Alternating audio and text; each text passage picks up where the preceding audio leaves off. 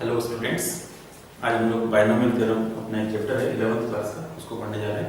Mathematics subject का एक ये बड़ा इंपॉर्टेंट चैप्टर माना जाता है क्लास 11th मैथमेटिक्स सब्जेक्ट में। बायनोमियल थ्योरम हमारा आज का टॉपिक है। बायनोमियल का मतलब क्या होता है, सबसे पहले हमें इसको समझना होगा। What is the meaning of binomial? आप लोग क्या जानते हैं? Binomial, bi means two, any expression having two terms is called binomial, that is x plus a, two terms x and a are two terms here। तो ऐसे जो भी terms होंगे, जैसे आप ऐसा भी कह सकते हैं x square plus a square x square minus b square, इस तरह के जो टर्म्स होते हैं इन सभी टर्म्स को हम लोग क्या कहते हैं? ये बायनोमियल है। आगे हमें पढ़ना है theorem, binomial theorem. What is the meaning of binomial theorem? द्विपद प्रमेय इसको हिंदी में कहते हैं। इसका मतलब क्या होता है? बायनोमियल थ्योरम क्या होता है, इसको ध्यान से समझें। आप लोगों ने बचपन में पढ़ा, जैसे a plus B whole square होता है। a plus B whole square पढ़ा सबने? a plus B whole square क्या फॉर्मूला होता है इसका? a square plus b square plus 2 into a into B. Okay, एक और फॉर्मूला देखा था आपने, a minus B whole square, a square plus b square minus 2b। Very simple. ये फॉर्मूले आप लोगों को अच्छे से पता है, लेकिन एक समस्या है कि ये फॉर्मूले हमने याद किए थे, आए कैसे, कैसे ये फॉर्मूले बने, ये बात हमें समझनी है बायनोमियल थ्योरम में। डेफिनेशन आप इसकी नोट कर सकते हैं। इफ देखिए x plus a whole power n, क्या अरेंजमेंट लिख रहा हूं मैं? या फिर देखिए x plus a whole power n, x and a, x और a, ये आप कुछ भी नंबर्स को समझ सकते हैं, ठीक है। और जो n है उस n को हम लोग कहते हैं इंटीजर। अभी हम लोग जो पढ़ रहे हैं वो पॉजिटिव इंटीजर के लिए पढ़ रहे हैं। ओके, तो डेफिनेशन किस तरह से बना सकते हैं हम लोग इसका? आप लोग इसको लिख सकते हैं साथ साथ, if n is any index then theorem which represents the expression this in the form of a series। Series that means, series का मतलब होता है कनेक्टेड टर्म्स, एक के बाद एक टर्म्स आती चली जाती हैं, उनको हम लोग कहते हैं सीरीज। ओके, तो इस तरह का अरेंजमेंट जिसमें इसको हम लोग सीरीज के साथ ओपन करते चले जाएंगे, इसको हम लोग बायनोमियल थ्योरम कहते हैं। तो बायनोमियल थ्योरम का एक जनरल आइडिया आप लोगों को हो चुका है, जिसमें दो टर्म्स होंगे। ओके, और यहाँ पर हम देख रहे हैं कि उसकी कुछ पावर भी रहेगी। पावर इट में भी पॉसिबल, जैसे आप यहाँ देख रहे हैं 2 पावर क्यू के फॉर्मूले पढ़े आपने, 3 पावर क्यू मतलब 3 पावर है ना, 4 पावर के फॉर्मूले पढ़े। आप इस तरीके से अगर आप चाहें तो इसमें a plus B whole power 10, 15, 20 कुछ भी कर सकते हैं आप। मैक्सिमम पावर आप कितनी भी ले जा सकते हैं, इसकी कोई ऐसा इशू नहीं है, और उसको सॉल्व किया जा सकता है। मेन हमें बायनोमियल थ्योरम इसलिए पढ़ना है कि हमें अगर ज्यादा पावर के कुछ एलिमेंट्स हो जिनको कि हमें एक्सपांड करना होगा, तो उन्हें हमें कैसे लिखना है, इसलिए हमें बायनोमियल थ्योरम पढ़ना है। ठीक है,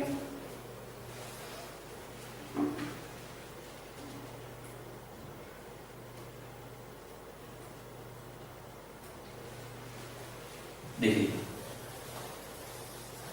इसका हम फॉर्मूला बनाते हैं, x plus a whole power n, x plus a whole power n, क्या होगा इसका फॉर्मूला बताएं? x प्लस a, ध्यान से समझेंगे, x plus a whole power n। कुछ चीजें आप विशेष ध्यान रखिए, जैसे जैसे मैं बताते जा रहा हूँ वैसे वैसे आप केवल अभी ध्यान रखिए, बाद में धीरे धीरे चीजें और भी बढ़ती चली जाएंगी। तो सबसे पहले आपको लिखना होगा nc0 x to the power n minus 0 a to the power n। यहाँ पे कुछ आपके मन में प्रश्न आए होंगे कि सर ये आपने क्या लिख दिया nc0? परम्यूटेशन कॉम्बिनेशन एक हमारे पास चैप्टर होता है, उसके अंदर हम लोगों ने कॉम्बिनेशन को देखा था। कॉम्बिनेशन में nc0 का क्या मीनिंग होता है? नंबर ऑफ ऑब्जेक्ट्स टोटल आपको दिए हैं n, उसमें से 0 ऑब्जेक्ट्स को सिलेक्ट करने के ये कॉम्बिनेशन होते हैं। ये जो लिखा है मैंने यहाँ पर, n total number of items हैं, उनमें से 0 नंबर ऑफ आइटम्स को सिलेक्ट करने के ये कॉम्बिनेशंस होते हैं। n वस्तुओं में से 0 वस्तुओं को चुनने के संचय हम इसे कह सकते हैं। ओके, और x मतलब है फर्स्ट टर्म और a मतलब है सेकंड टर्म। तो फर्स्ट टर्म की पावर हम देख रहे हैं n माइनस 0, ठीक है, एंड सेकंड टर्म की पावर हमने n लिखा है। ऐसे याद रखेंगे आप इसको, इन दोनों को मैंने माइनस किया है, n और 0 को, किसमें, किसकी पावर में लगाया? x मतलब पहले वाले की पावर में हमने लगाया है n और 0 को माइनस करके। ठीक है, सेकंड में जो टर्म था उस टर्म को हमने, यहाँ पर सेकंड टर्म में हमें लिखना होगा 0, पावर में 0 मेंशन करना होगा। फिर नेक्स्ट बनाते हैं, चलिए NC1। अब आप बताएं इन दोनों को माइनस करके लिखना है, क्या लिखूंगा मैं n-1। ओके, अब जो सेकंड टर्म है, सेकंड टर्म में जो नीचे लिखी पावर है वो आपको मेंशन करनी होगी, बना जाएगी। नेक्स्ट अब बताएंगे, अब सब लोग बता सकते हो बड़ी आसानी से, NC2 पहले वाले की पावर, पहले वाला टर्म लिखा है हमने फर्स्ट टर्म x लिखा है n-2, सेकंड टर्म क्या लिखा था हमने a की पावर हमें लिखना होगी जो नीचे लिखा हुआ है, दैट मींस 2। क्या देख रहे हैं हम लोग, लगातार C में नीचे की तरफ लिखा हुआ नंबर लगातार बढ़ रहा है। ओके, लगातार नीचे लिखा हुआ नंबर बढ़ता जा रहा है और x की पावर को नोटिस कीजिए n-1 सॉरी n-0 n-1 इस तरीके से बढ़ता चला जा रहा है, सॉरी x की पावर कम होती चली जा रही है। और a की पावर आप देखिए 0 है, फिर a की पावर 1 आ गई, फिर a की पावर 2 आ गई। a की पावर में लगातार हम क्या देख रहे हैं, इंक्रीमेंट हो रहा है और x की पावर हम क्या देख रहे हैं, लगातार डिक्रीज होती चली जा रही है। ठीक है, x की पावर कम हो रही है और a की पावर बढ़ रही है। इसी तरह से आप इसके कई सारे टर्म्स लिख सकते हैं।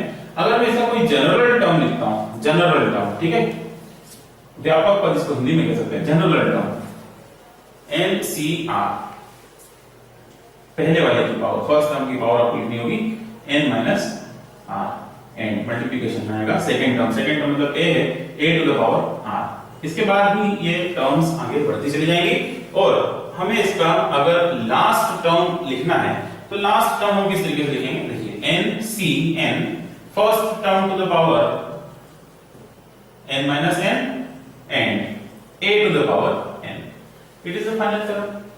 ठीक है, बाइनोमियल थ्योरम जो हमने लिखा है ये सीरीज है, एक तरह से कनेक्टेड है सब प्लस के साथ। और इसमें क्या विशेष बात हमने देखी कि जो NC0 है, इसमें NC0 के बाद अगले टर्म में 1 लिखा, फिर 2 लिखा, फिर धीरे-धीरे आगे बढ़ते जाएंगे, जनरल टर्म में r आएगा, लास्ट में NCN तक वैल्यूज आ जाएंगी। और x की पावर में आप देखें हम क्या करेंगे, देखिए ध्यान से, x की पावर में हमने पहले लिखा था n-0, इन दोनों को माइनस किया, फिर इन दोनों को माइनस करके सेकंड टर्म में लिख दिया, थर्ड टर्म में इन दोनों को माइनस किया था, फिर उसके बाद जनरल टर्म में n-r लिखा और लास्ट टर्म में आपने लिखा है n-n। a की पावर पहले 0, फिर 1, फिर 2, इस तरीके से बढ़ते बढ़ते a to the power r आया और फिर a to the power n आ गया। ओके, क्लियर हो गया होगा यहां तक। इसको हम दूसरे फॉर्म में भी लिख सकते हैं, x plus a whole power n, ये एक समीशन नोटेशन हो गया। इसमें हम लोग मेंशन करेंगे r इक्वल्स टू 0 तो r equals to n।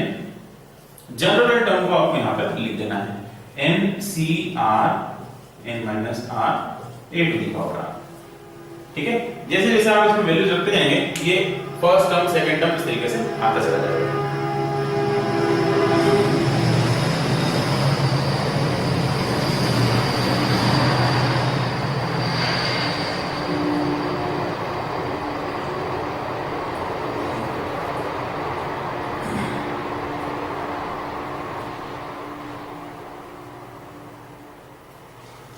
Okay, तो अभी हम लोग जो देख रहे हैं, समझ रहे हैं, यहाँ पे जनरल टर्म को मैंने मेंशन किया है, इस जनरल टर्म को यहाँ मेंशन किया है और r की वैल्यू को हम लोग 0 से स्टार्ट करते हुए n तक लिखेंगे। अगर वैल्यू आप r की 0 लिखेंगे तो ये फर्स्ट टर्म बनेगी, देखिए NC0 x to the power n minus r की प्लेस पे आप 0 देखिए, a to the power 0 first term बन जाएगी। r की वैल्यू जब आप 1 लिखेंगे तो ये टर्म बनेगी second term NC1 x to the power n minus 1 a to the power 1। ठीक है, इस तरीके से आप हर एक टर्म बना सकते हैं। लास्ट में n की वैल्यू, r की वैल्यू लिखना n। ठीक है, तो क्या होगा बताइए, n की प्लेस पे आपको लिखना है क्या, ये जो r है इस r की प्लेस पे क्या लिखना है आपको n, तो क्या होगा NCN x to the power n minus n a to the power n, last term आ जाएगी। ठीक है, तो ये भी एक तरीका इसका हो सकता है, आप लोग इसको नोट भी कर सकते हैं। अब इसमें कुछ इंपॉर्टेंट बातें हैं, जैसे टोटल नंबर ऑफ टर्म्स कितनी होंगी आप देख सकते हैं। इसके पहले मैंने आपको जैसे a plus b whole square लिखवाया था, तो a plus b whole square में आता है a स्क्वायर, फिर आता है b स्क्वायर, फिर आता है 2ab, मतलब a square plus b square plus 2ab। ठीक है, तो उसमें हम लोगों ने क्या देखा कि जो टोटल नंबर ऑफ टर्म्स आती हैं वो एक बढ़ के आएगी, a plus b whole square में लिखते हैं, लेकिन उसमें जो पावर, जब हम देखते हैं पावर आ रही 2, तो नंबर ऑफ टर्म्स को अगर आप गिनोगे तो a स्क्वायर फिर b स्क्वायर और फिर 2ab, तीन टर्म्स उसके अंदर आ गई। ठीक है, तो एक बढ़ जाता है, a plus b whole cube अगर आप लिखेंगे तो उसके अंदर भी एक चीज रहेगी। तो इसी तरह से अगर हम देख रहे हैं पावर कितनी है हमारे पास n, तो टोटल नंबर ऑफ टर्म्स कितनी हो जाएगी उसमें n प्लस 1। और यहाँ पर हमने जो बात की थी बीच में NC1 NC2 इस तरह से आ रहा था, इनको हम लोग क्या कह सकते हैं, बाइनोमियल कोएफिशिएंट भी आप इसको कह सकते हैं। ओके, एक और इंपॉर्टेंट बात जो हमें समझनी है, आप हर एक टर्म में केवल सम ऑफ पावर्स देखिए, sum of powers of x and a, x और a की पावर्स का सम करके देखिए। देखिए n-0 plus 0 that is n, n-1 plus 1 ये भी क्या होगा, n हो जाएगा। फिर उसके बाद n-2 प्लस 2 ये भी कैंसिल हो जाएंगे, n आएगा। कोई भी टर्म आप देखिए, कोई भी टर्म n-n प्लस n ये भी क्या आएगा, बड़ा सिंपल है। ठीक है, तो एक सेकंड रूल हो गया हमारे पास कि हर एक जो पावर, हर एक जो टर्म है उसे टर्म में x की पावर मतलब पहले वाले टर्म की पावर और दूसरे वाले टर्म की जो पावर है उनका सम अगर हम करके देखेंगे तो उनका जो सम होता है वो सम आता है n। ये एक बेसिक रूल है, अगर आप लिख रहे हैं फॉर्मूला तो आप इसको ध्यान से देख भी सकते हैं, हर बार हर स्टेप में चेक भी कर सकते हैं, बड़ा आसान पड़ता है। ठीक है, इसके बाद हम देखें, थोड़ा नोटिस करते हैं, ये लिखा है मैंने फर्स्ट टर्म, ये लिखा है सेकंड टर्म। ध्यान दीजिए, फर्स्ट टर्म में आया है 0, सेकंड टर्म में आया है 1, थर्ड टर्म में आया है 2। ठीक है, और अगर हम इसको जनरलाइज करेंगे तो हमें क्या लिखना चाहिए, एक पीछे चल रहा है, देखिए फर्स्ट टर्म लेकिन 0 आया है, सेकंड टर्म लेकिन 1 आया है। तो अगर मैं लिखना चाहता हूं, मान लीजिए मैं फिफ्थ टर्म लिखना चाहता हूं, तो वहां पर मुझे 4 मिलेगा। तो मैं यहां से जनरलाइज करते हुए लिख रहा हूं, T5 लिखना चाहता हूं। अभी हमने डिसाइड किया है एक एक कम लिखना है। ठीक है, तो क्या बन जाएगा बताइए, NC4। पहली टर्म लिखना इंपॉर्टेंट है, पहली टर्म में आपने क्या लिखा, देखिए जरा NC0 लिखा था, एक कम करके लिखा, तो फर्स्ट टर्म में, सेकंड टर्म में NC1 लिखा, एक कम करके लिखा, इसीलिए मैंने फिफ्थ टर्म में क्या लिखा, NC4।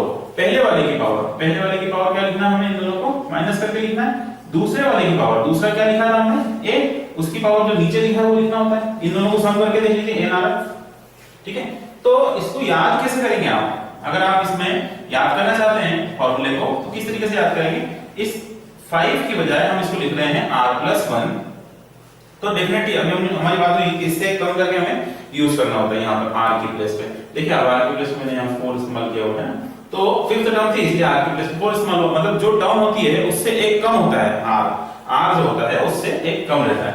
तो ये जो जनरल टर्म लिखी है इसका फॉर्मूला क्या बन जाएगा, NCr x⁻n−r a⁻r। बड़ा सिंपल फॉर्मूला है ये, तो ये ध्यान रखने वाली बात है, क्योंकि हम लोग जो एपीजीपी या कुछ और चैप्टर्स पढ़ते हैं तो उसमें जो टर्म आती है वही सामने चलता है। जैसे ये r+1 टर्म लिखी तो हमें ऐसा लगता है सब जगह r+1 लिखना है, लेकिन बाइनोमियल थ्योरम में इस चीज का विशेष ध्यान रखिएगा कि ऐसा नहीं होता। उसके अंदर उसमें क्या होगा कि r+1 अगर आप लिख रहे हैं तो जो r होगा वो एक कम करके ही आपको मेंशन करना है। यहाँ पे आप एग्जांपल में देख सकते हैं 5 लिखा है तो r की वैल्यू 4 बनी, और इसमें आप r की वैल्यू 4 रखेंगे तो NC4 ये लिखा मैंने, फिर पहले वाले की पावर n-4 ये लिखा है, फिर a⁻4। ओके, बड़ा सिंपल है।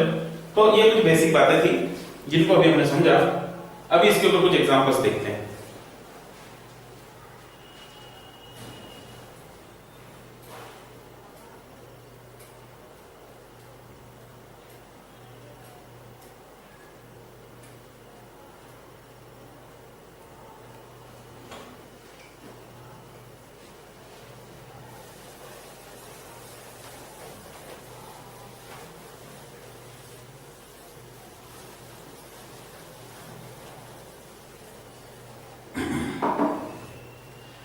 कुछ एग्जांपल्स करने से पहले एक फॉर्मूला और समझ लीजिए, NCr factorial n divided by r factorial n minus r factorial.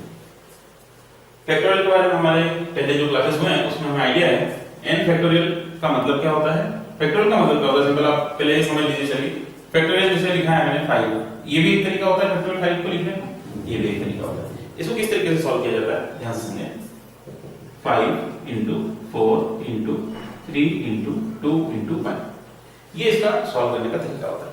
जो भी आपको फैक्टोरियल में लिखा है आप उसको इस तरीके से आगे बढ़ाते चलें। जैसे फैक्टोरियल 7 आप लिख रहे हैं तो 7 6 5 4 3 2 1, ये बड़ा सिंपल तरीका है फैक्टोरियल्स को सॉल्व करने का। अच्छा, कुछ और बातें हैं फैक्टोरियल से रिलेटेड, जैसे फैक्टोरियल 0 ध्यान रखिए 1 होता है, ठीक है। और नेगेटिव नंबर अगर मेरे पास है फैक्टोरियल के अंदर लिखा हुआ तो मैं उसे नॉट डिफाइन करूंगा। फैक्टोरियल 1 जो है उसको भी आप ध्यान रखें, फैक्टोरियल 1 होता है। तो बिल्कुल बेसिक बातें हैं। फैक्टोरियल जिसके भी आगे लगा होगा उसको आप वहीं से ओपन करना शुरू कर दीजिए, मल्टीप्लाई करते चले जाइए जब तक कि 1 नहीं आ जाता। ठीक है। इसके बाद है फैक्टोरियल 0 1 है, बेसिक फार्मूला है ये, नेगेटिव फैक्टोरियल का इन्फिनिटी हम लिखना पड़ेगा, फैक्टोरियल 1 का वैल्यू भी 1 होता है। तो ये फार्मूला ध्यान रखेंगे हम लोग। अब हम क्वेश्चन कर रहे हैं, उस वक्त हमें इन फार्मूलों की जरूरत पड़ेगी, तो ध्यान से देखें जरा। सबसे पहला जो हमने अभी यहाँ एक क्वेश्चन रेज किया था कि a + b होल स्क्वायर, तो a + b होल स्क्वायर का फार्मूला मैं बनाना चाहता हूँ। ध्यान से देखिएगा किस तरीके से बनेगा। मैं यहाँ पे रफ में फार्मूला भी मेंशन कर देता हूँ पहले। एक x a देखिए x + a whole power n, क्या होता है इसका फार्मूला? शुरू की कुछ टर्म्स लिख रहे हैं हम लोग। nc0 पहले वाले की पावर n - 0, दूसरे की पावर 0, फिर nc1 पहले वाले की पावर n - 1, दूसरे की पावर 1 आ जाएगा। फिर उसके बाद nc2 x की power n - 2 a to the power 2, nc3 x to the power कितना आएगा बोलिए? n - 3 a to the power 3 and so on आगे चल जाएगा। वो भी समझेंगे हम कि कितने टर्म्स इसमें आएंगे। देखिए फर्स्ट में हमें क्या नजर आ रहा है? x की प्लेस पे क्या है? a की प्लेस पे आपको क्या नजर आ रहा है? b। ओके, तो अगर इस फॉर्मूले में आप वैल्यू डालते हैं, और एक और है देखिए n की प्लेस पे आपको क्या दिख रहा है यहाँ पर? 2 है। तो अगर आप इस फॉर्मूले में वैल्यू लिखेंगे तो पता है क्या लिखेंगे? n की प्लेस पे लिखेंगे आप 2, फिर लिखना है c, फिर 0, x मतलब कितना है? a to the power n - 0, n मतलब है 2, तो 2 - 0, a मतलब क्या हमने कंसीडर किया यहाँ पर? b to the power 0 plus nc1 का मतलब होता है 2c1 पहले वाले की पावर क्या किया हुआ हमने? n - 1 दैट इज 2 - 1, दूसरा a है, a मतलब b है, तो b की पावर आ जाएगा 1। फिर नेक्स्ट क्या लिखना है? 2c2 x to the power पहले वाला, x मतलब क्या है? पहले सर यहाँ पर भी गड़बड़ हुई, x की वैल्यू क्या थी? x वैल्यू थी a, उसको ही आप लिखेंगे यहाँ है ना। फिर a तो आपने ठीक लिखा है b, और ये लिखा हमने 2c2 x to the power, x मतलब क्या है? a, तो इसको बैठाइए, इसकी जगह लिखिए a टू द पावर क्या लिखेंगे आप बताइए? n - 2, n की प्लेस पे 2 है, तो 2 - 2, फिर उसके बाद आ जाएगा a स्क्वायर मतलब a की प्लेस पे लिखना है मुझे b, तो b स्क्वायर आ जाएगा। अब आप देखें 2c3 ये आएगा, नेक्स्ट टर्म क्या आएगा? 2c3। अब आप मुझे एक बात बताएं कि जैसे 2c3 अगर मैं लिखता हूं, तो मैंने आपको पहले बताया था जैसे कॉम्बिनेशन है n नंबर ऑफ एटम में से हमें समथिंग कुछ भी नंबर ऑफ, जैसे यहाँ देखिए nc1 मतलब नंबर ऑफ टोटल आइटम्स जो थे वो n थे, उसमें से एक आइटम को सिलेक्ट करने के लिए कॉम्बिनेशन बताया था मैंने आपको ना। nc2 मतलब total n number of item में से 2 नंबर ऑफ आइटम्स को सिलेक्ट करने के तरीके थे ये। तो फिर आप बताएं कि 2 आइटम में से 3 आइटम को कैसे सिलेक्ट करूंगा मैं? ये तो गलत हो गया। समझ आ गया आप लोगों को क्या कह रहे हैं? 2 आइटम आपको दिए थे और उसमें से आपने 3 आइटम्स को सिलेक्ट करना है। How it is possible? नहीं हो पाएगा। ओके, तो ये टर्म यहाँ पर नहीं आएगी। बाइनोमियल थ्योरम का हम एक्सपेंशन करेंगे कि इस तरीके से हम लोग इसको आइडेंटिफाई कर सकते हैं कि जो n है वो n की वैल्यू हमेशा, n की वैल्यू जो होती है वो नीचे जो लिखा हुआ नंबर है r, उस r की वैल्यू ज्यादा नहीं हो सकती है n की वैल्यू से। तो जो मैंने फार्मूला आपको लिखवाया था उसमें आप ये भी चीज नोटिस कर सकते हैं, नोट कर सकते हैं वहां पर कि जो r होता है जो कि हम c में नीचे की तरफ लिखते हैं वो हमेशा 0 से n के बीच में ही रहेगा। तो अगर हम देखें कंक्लूड करें यहाँ पर कि क्या बात हमारी हुई है, तो यहीं तक हमारा एक्सपेंशन रह जाने वाला है 2c0। ठीक, अभी ये जो नीचे फॉर्मूला लिखा है इसकी हमें रिक्वायरमेंट नहीं है, इसको हटा देते हैं। चलिए देखें 2c0, अभी हमने बात की थी NCR, क्या होता है NCR? n factorial divided by r factorial n minus r factorial. यहां देखें n इक्वल्स टू 2 है, r इक्वल्स टू 0, पुट करेंगे तो क्या बनेगा? 2c0 फैक्टोरियल 2 फैक्टोरियल 0, यहां क्या आएगा बोलिए? 2 माइनस 0 फैक्टोरियल। फैक्टोरियल 2 मैंने ओपन करना सिखाया था आपको, 2 into 1 होता है, फैक्टोरियल 0 बनेगा 1, ये भी फार्मूला बताया था। 2 माइनस 0 इज 2, 2 फैक्टोरियल 2 कैसे लिखेंगे आप? 2 into 1। फाइनली 2 into 1 is 2, यहां पर पूरा मल्टीप्लिकेशन करेंगे तो 2 आएगा, तो 2 divided by 2 is, बहुत छोटा सा फार्मूला है, ध्यान रखिए nc0 is always gives result 1। ठीक है, nc0 हमेशा 1 रिजल्ट मिलेगा, देगा आपको, ये ध्यान रखिएगा। तो वैसे यहाँ पे क्या लिखा हुआ था? 2c0, तो 2c0 से मुझे क्या रिजल्ट मिलने वाला है? केवल 1। a to the power 2 minus 0 that is 2, something to the power 0, x to the power 0, याद रखिए फार्मूला है, बचपन में पढ़ा है हमने, x to the power 0 1 होता है, इस वजह से मैंने यहाँ पर 1 लिख दिया। ओके, अब देखें नेक्स्ट 2c1 को भी सॉल्व कर लेते हैं, जैसे अभी हमने इसको सॉल्व किया था ऐसे हम लोग 2c1 को सॉल्व करते हैं। देखिए 2c1 मतलब n इक्वल टू क्या होगा 2, r इक्वल टू कितना हो जाएगा 1, रखेंगे यहाँ वैल्यू बताइए 2c1 equal two factorial 2 divided by 1 factorial 2 minus 1 factorial. Clear है? फैक्टोरियल 2 को बताया था पहले भी, 2 into 1 लिख सकते हैं। फैक्टोरियल 1 is 1, फैक्टोरियल 1 की वैल्यू 1 होगी into 2 minus 1, 2 minus 1 is 1, 1 factorial आ जाएगा यहाँ पर। 1 फैक्टोरियल अगेन क्या होता है 1, 2 1 are 2 डिवाइडेड बाय 1 फैक्टोरियल 1 और ये 1 रहेगा मतलब क्या आ जाएगा 1। तो फाइनल आंसर क्या बना 2c1 का फाइनल आंसर क्या बना 2। यहां से एक और रिजल्ट बन के आता है, इसको भी ध्यान रखिए nc1 is n, ये भी याद रखिए nc1 क्या होता है n। तो हम यहां क्या लिखेंगे बताइए 2c1 लिखा होगा तो मैं उसको क्या लिखूंगा 2। नेक्स्ट टाइम हमेशा ध्यान रखेंगे कि nc1 जहां भी मिलेगा आपको उसको लिखना होगा n। a to the power 2 minus 1 1 हो जाएगा, b to the power 1 and 2c2 फिर से देखें इस फॉर्मूले में हम 2c2 निकालते हैं 2c2 तो क्या मीनिंग हो रहा है यहां से देखें n की वैल्यू क्या दिखाई दे रही है आपको 2, r की वैल्यू 2, रखेंगे इस वैल्यू को यहां पर तो क्या बनेगा बताइए 2c2 इक्वल्स टू फैक्टोरियल 2, यहां रख दिया 2, n की प्लेस में 2 लिखना था फैक्टोरियल 2 क्या आ जाएगा कितना 2 माइनस 2 फैक्टोरियल 2 से फैक्टोरियल 2 कैंसिल होगा 1 divided by 2 minus 2 is 0, 0 factorial 0 is 1 that is 1 0। Okay तो ये एक रिजल्ट हमें यहां से मिलता है।